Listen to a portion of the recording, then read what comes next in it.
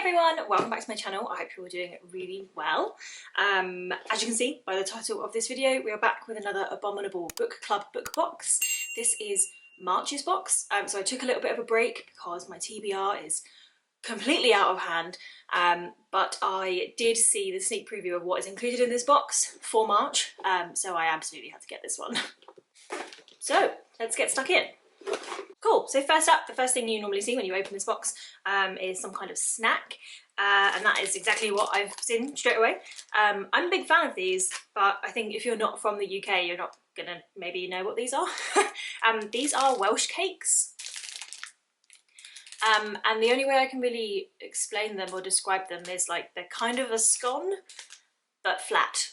And they've almost got like a slightly, like they're sweet, but they've also got a slightly salty thing going on. They're very good. I will definitely be eating them. If you can get hold of them outside of the UK, definitely try them. We then have the tea and coffee, which I normally say this, I won't open them because it's the same every month, and it's really loud, but you normally get like a coffee bag, a couple of fancy tea bags, a bit of hot chocolate, just a bit of a mixture in there. Next up we have the book that is the reason that I kind of switched back on my subscription for this box. I was going to buy it anyway. I'm a really big fan of the author. They retweeted me once and I got very excited. This is The Trees Grew Because I Bled There by Eric LaRocca. It will almost certainly be jumping into this as soon as I finish my current read. So this is a collection of short stories, and if you've read any of Eric LaRocca's stuff before, you'll probably kind of know that it's horror-y, psychological, a bit twisty, sometimes there's some body horror in there. Yeah, really big fan of Eric LaRocca's writing, and I cannot wait to get stuck into this. It's also the perfect size to like commute with. It's tiny. Oh, this is new. So in this box you normally get like a pin badge or like a keyring or something, but this month we have a iron-on patch, I think, which is really cool. I just need to find a denim jacket or like a bag or something to iron it onto. And this is from It, and it is the balloon. We all float down here. That is very cool. Next up we have another novel, and this looks like another new one.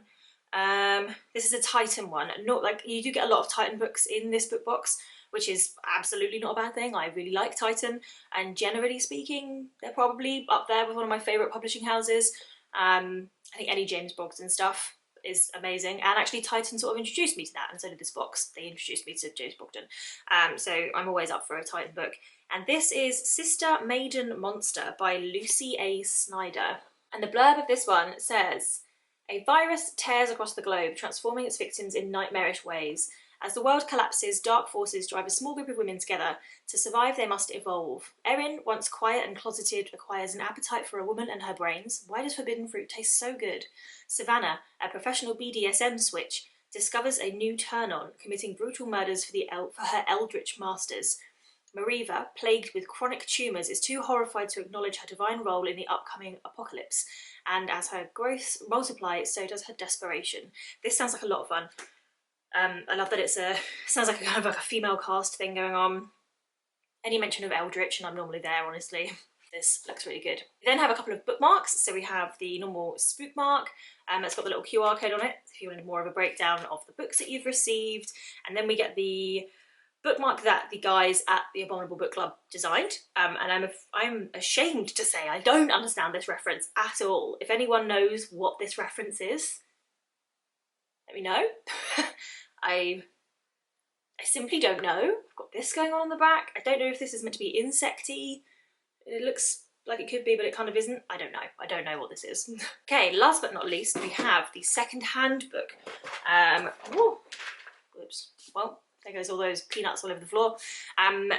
I thoroughly enjoy the second-hand book, even though it's a bit hit and miss, but that's just the nature of it being a second-hand like surprise book.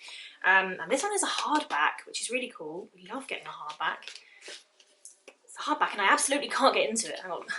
I just have wrapped this very well. This is basically Fort Knox. I may have to give in and go get some scissors. Oh, we're in. The question is it James Herbert? It is not. Oh, this is a cool one. This is Stephen King, The Dark Half. And I'll be honest, I have not heard of The Dark Half. I'm going to assume it is pretty old. The cover feels pretty old. Oh, cool. So this was published back in 1989, so it is a bit of an older one, which is cool, fine by me. I haven't read a Stephen King in a while, but this could be quite fun. So the blurb reads, when when Thad Beaumont wakes to the nightmare of George Stark, he hears birds, thousands of them, all cheeping and twittering at the same time, and with the sound comes a presentiment? Is that a word, Stephen? Comes a presentiment full of memory and foreboding. The sparrows are flying again. Thad Beaumont is a writer. Of course he is. Does he live in Maine? And for a dozen years he secretly published novels under the name of George Stark because he was no longer able to write under his own name. He even invented a slightly sinister autobiography to satisfy the many fans of Stark's violent bestsellers. But Thad is a healthier and happier man now, the father of infant twins, and starting to write as himself again. He no longer needs George Stark, and in fact has a good reason to lay Stark to rest. So, with nationwide publicity, a bit of guilt, and a good deal of relief, the pseudonym is retired. In the small town of Castle Rock, Maine, where Thad and Liz keep a summer home, Sheriff Alan Pangborn ponders the brutal roadside murder of a man named Homer Gamache. When Homer's pickup truck is found, the bloody fingertips of the perpetrator are all over it. They match Thad Beaumont's perfectly. Armed with hard evidence, Pangborn pays the Beaumonts a visit, and suddenly he, too, is thrust into a dream so bizarre that neither criminal science nor his own sharp mind can make sense of it. At the centre of the nightmare is the devastating figure of George Stark, Thad Beaumont's dark half, impossibly alive and relentlessly on the loose, a killing machine that destroys everyone on the path that leads to the man who created him. As Stark approaches, as Thad and Liz contend with the escalating horror and implacable threat of his existence, and Thad reaches deep inside his own mind to mount a defence, forces gather in the air. Oh my god, this blurb is so long.